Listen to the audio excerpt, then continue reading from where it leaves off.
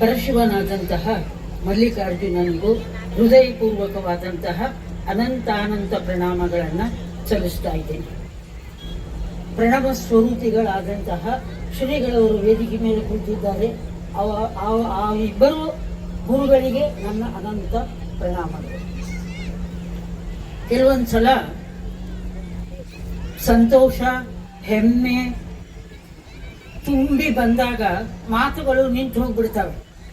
ಹಾಗೆ ನನಗೆ ಭ್ರಮರಾಂಬ ಪತ್ತಿನ ಸಹಕಾರಿ ಸಂಘದ ಆಮಂತ್ರಣ ಪತ್ರಿಕೆ ನೋಡಿದಾಗ ಒಂದು ಕ್ಷಣ ನನ್ನ ಜೀವಮಾನದಲ್ಲಿ ನಾನು ನೋಡುತ್ತಿರುವ ಪ್ರಪ್ರಥಮವಾದ ಸಹಕಾರ ಪತ್ತಿನ ಸಂಘ ಇದು ಅಂತ ಇಷ್ಟು ಸಂತೋಷ ಆಗಿದೆ. ಅದನ್ನು ನಾನು ಬಾಯಿ ಬಿಟ್ಟು ಹೇಳೋದಿಲ್ಲ. ಈಗ ಯಾರೋ ಅಂದ್ರು ಮಹನೀಯರು ಒಬ್ಬೊಬ್ಬರಿಗೆ 4 ನಿಮಿಷ ಅಂತ. ಮೊದಲೆಲ್ಲ ನಾವೆಲ್ಲ ಕಾಲೇಜಿನ ಮಂದಿ 1 ತಾಸು ಬೆಲ್ಲಾದ್ರೂ ಮಾತಾಡೋರು. ಬಹಳ ದಿನ ಆಗಿದೆ, ಆದ್ರೂ ಇವತ್ತೇನು ನಾನು ಅಷ್ಟು ಟೈಮ್ ತಗೊಳ್ಳೋದಿಲ್ಲ.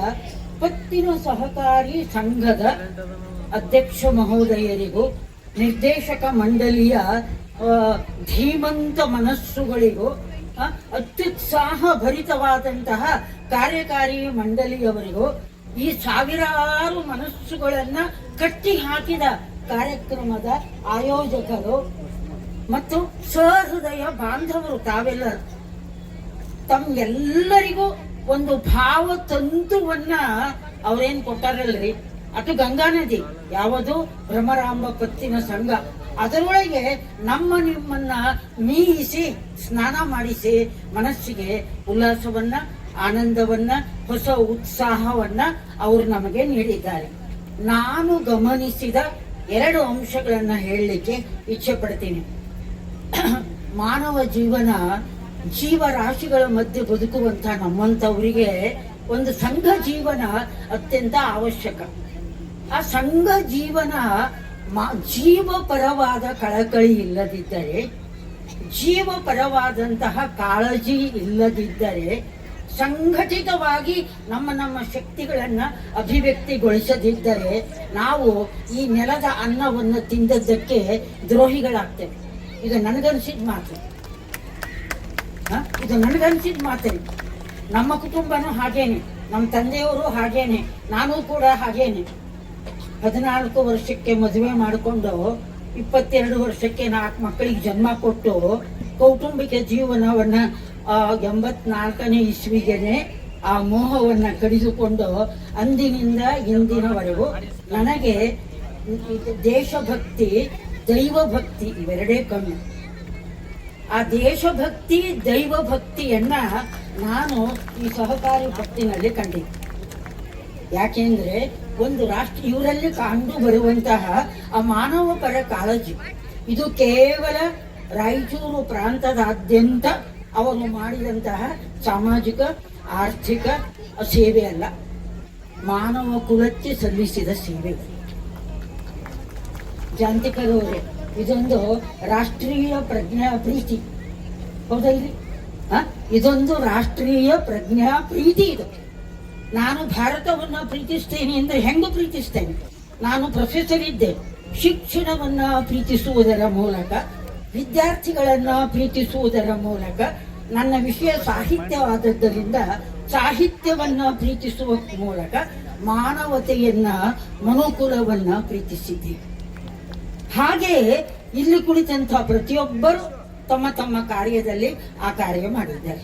ಇವತ್ತಿನ ಏನು ನುಡಿ ಬೆಳಗು ಬುಕ್ ಹೊರಗೆ ಬಂತಲ್ರಿ, ನನಗದು ಬಂದಾಗೆ ಅನಿಸ್ತು ಗುರುಗಳೇ. ಅದು ಯಾಕೆ ಅವ್ರು ಹೇಳಿದ್ರು, ಆ ಪುಸ್ತಕವನ್ನ ನಾನು ಬರೀತಿರ್ಬೇಕಾದ್ರೇನೆ ಪವಾಡ ಸದೃಶವಾದ ಆನಂದ ಆಯ್ತು ನನಗಂತ ಅವ್ರು ಹೇಳಿದ್ರು. ಅವರೇ ಹೇಳಿಕೊಂಡು ಇವತ್ತಿನ ವೈಚಾರಿಕ ದಿನಮಾನಗಳಲ್ಲಿ, ಸಂಘಟನಾತ್ಮಕ ದಿನಮಾನಗಳಲ್ಲಿ, ಸಂಘರ್ಷಮಯವಾದ ದಿನಮಾನಗಳಲ್ಲಿ ಅವ್ರು ಹೇಳಿದರು, ಇದನ್ನು ಬರೀತಿರ್ಬೇಕಾದ್ರೆ ನನಗೊಂದು ವಿಚಿತ್ರ ರೀತಿಯ ಬದಲಾವಣೆ ಬಂತು ಅಂತ ಹೇಳಿದ್ರು. ಅದು ಯಾಕೆ ಬಂತು ಗೊತ್ತಾ? ಶ್ರೀಗಳವರ ಒಂದು ಪರಮ ಸಿದ್ಧಿಯಿಂದಾಗಿ, ಅವರ ವಾಣಿಯಲ್ಲಿರುವಂತಹ ಸಿದ್ಧಿ, ಅವರ ಬರಹದಲ್ಲಿರುವಂತಹ ಸಿದ್ಧಿ, ಅವರ ನೇತ್ರದಲ್ಲಿರುವಂತಹ ದೃಷ್ಟಿಯ ಸಿದ್ಧಿ, ಅವ್ರು ಯಾರ್ಯಾರಿಗೆ ಮುಟ್ಟಿ ಆಶೀರ್ವಾದ ಮಾಡ್ತಾರೋ ಆ ಸ್ಪರ್ಶ ಸಿದ್ಧಿ, ಅನುಭಾವದ ಎತ್ತರಕ್ಕೆ ಏರಿದ ವ್ಯಕ್ತಿಯ ಇರುವಿಕೆನೇ ಒಂದು ದೊಡ್ಡ ಸಿದ್ಧಿ. ಅಂತಹ ಮಹಾತ್ಮರು ಕೊಟ್ಟಿದ್ದಾರಲ್ಲ ಆ ನುಡಿಗಳು. ಆದ್ದರಿಂದ ಆ ಗ್ರಂಥಕ್ಕೆ ಅಷ್ಟು ಮಹಿಮೆ, ಅಷ್ಟು ಮಹಾತ್ಮೆ. ಒಂದು ಕಾಲದಲ್ಲಿ ನನ್ನ ಒಂದು ವೈಯಕ್ತಿಕ ಅನುಭವ ನಿಮ್ಮ ಮುಂದೆ ಬಿಚ್ಚಿಟ್ಕೋತೀನಿ.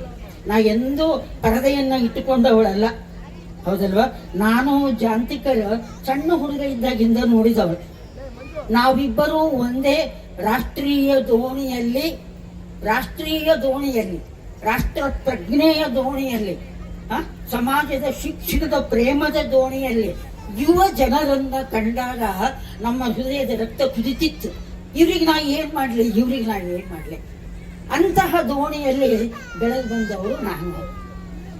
ಹಾಗೆ ಈ ಸಮಾಜಮುಖಿ ಪ್ರಜ್ಞೆ, ಈ ಜೀವ ಅಸ್ಮಿತತೆಯ ಪ್ರಜ್ಞೆ, ಇದು ಧನ್ಯತೆಯ ಬದುಕನ್ನ ಕಲಿಸಿಕೊಡೋದು ಭ್ರಮರಾಂಬ ಪತ್ನಿ.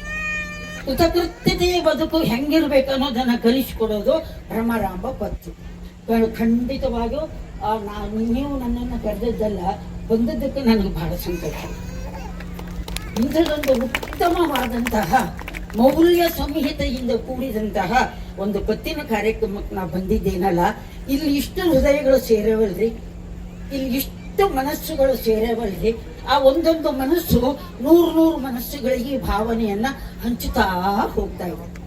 ಆ ಒಂದು ಭಾವ ಸ್ಪಂದನ, ಆ ಒಂದು ಭಾವ ಶರಧಿ ಅವರಿಗೊಂದು ಅತ್ಯುತ್ತಮವಾದಂತಹ ಧನ್ಯತಾ ಭಾವವನ್ನ ತಂದು ಕೊಡ್ತದೆ. ಪಾಲ್ಗೊಂಡಂತಹ ನಮಗೂ ಕೂಡ ಒಂದು ಸಂಕೇತವನ್ನ, ಒಂದು ಉದ್ದೇಶವನ್ನ ನೀವು ಕೊಟ್ಟಿದ್ದೀರಿ. ಅದಕ್ಕಾಗಿ ಈ ಪತ್ತಿನ ಎಲ್ಲ ಬಂಧದ ಅಧ್ಯಕ್ಷರಿಂದ ಆದಿಯಾಗಿ ಮುಂದೆಲ್ಲ ಕೋಟಿ ಬಿಟ್ಟಿಲ್ಲ ಅವರು. ಕೋಟಿ ವಿದ್ಯೆ ಮೇಟಿ ವಿದ್ಯೆಗಿಂತ ಮಿಗಿಲು ಅನ್ನುವಂತೆ ಅವ್ರದ್ದು ಕೋಟಿ ವಿದ್ಯೆ ಅದ. ಅದು ಇನ್ನೂ ಅನಂತ ಕೋಟಿ ಆಗ್ಲಿ, ಅವರ ಸೇವೆ ಸೀಮಾತೀತವಾಗ್ಲಿ. ಸಮಸ್ತ ಮಾನವ ಜೀವಿಗಳನ್ನ, ಮಹಿಳಾ ವರ್ಗಕ್ಕೂ ಬಹಳ ಮಾಡಿದ್ದಾರೆ. ಹೀಗಾಗಿ ನಾನು ಬಹಳ ಸಂತೋಷ ಪಟ್ಟಿದ್ದೇನೆ.